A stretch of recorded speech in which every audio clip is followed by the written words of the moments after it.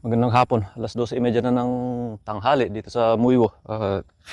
June 6 ngayon. Kanina nag-practice ako ng jumps. Tapos may mga kaibigan akong dumating.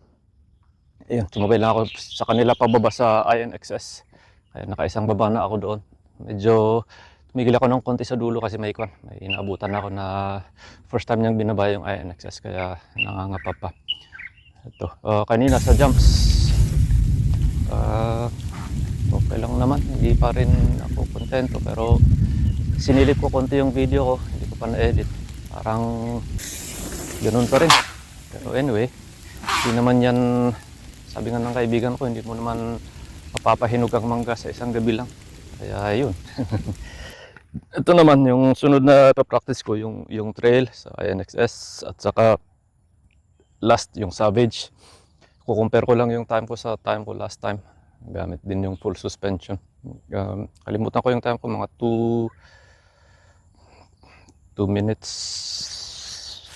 10 seconds yata yun. Tapos yung sa Savage 4 minutes something. Ang medyo kinakabahan lang ako ng konti sa dahil sa basa tapos maputik. Dumaan na yung mga kaibigan ko kaya mas naputikan na. Tapos tumigil na yung ulan. Tingnan natin kung paano.